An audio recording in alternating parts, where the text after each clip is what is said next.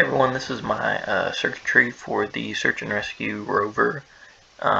Key things to kind of point out before I show you the circuitry. Basically, it's designed to use a front camera and built-in hardware to identify people and open a hatch to allow access to supplies. And the second thing is its speaker and lights to be able to alert humans of its presence. Here is the initial big bad motor. Let's turn that off. Or the main hardware, main hardware of the robot.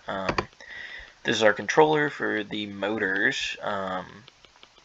Basically, this helps control voltage and keep it separate from the Arduino.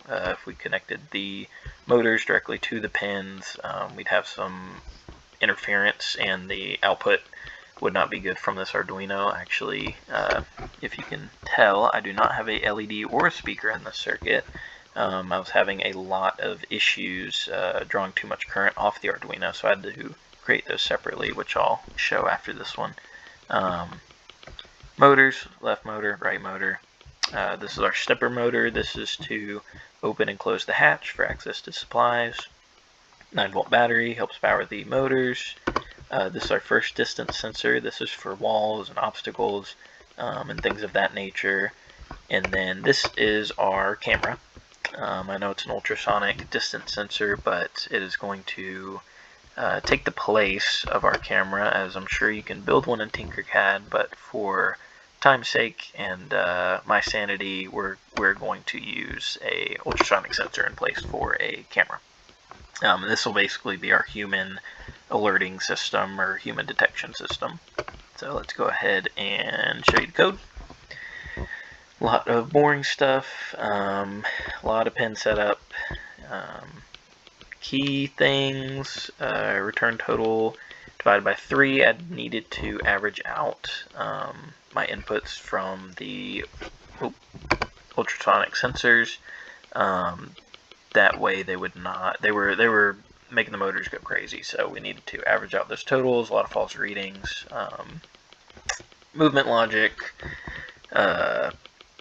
move forward, elsewise, stop the motors, pause for a second, go in reverse. That way we can get away from that obstacle. And then our human logic, if humans within 30 centimeters, stop, open the hatch, and then go from there. So let's go ahead and start it. So we have our motors going forward. All is good in the world. And an obstacle's coming up. Uh-oh, it's way too close. So we're going to stop and back up. Stop, back up, stop, back up, until this object is out of the way.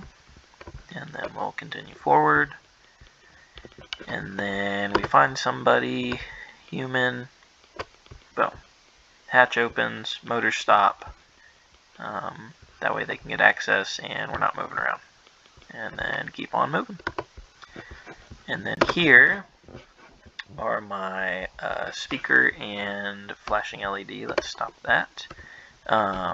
These use 555 timers, and basically key takeaway is you jump this trigger pin and this threshold pin. The trigger pin basically scans for or identifies the low voltage and activates, and then this threshold pin scans for high voltage and then deactivates this. It basically, by jumping these, it bounces it back and forth and allows for a variable input, which you'll see with the speaker once we start it.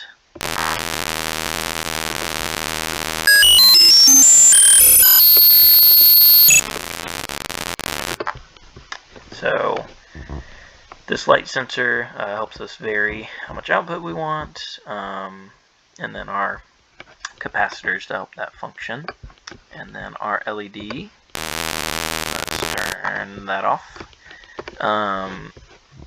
Basically same or very similar logic. The LED you can speed up or slow down depending on the resistors you use, and that makes it flash. So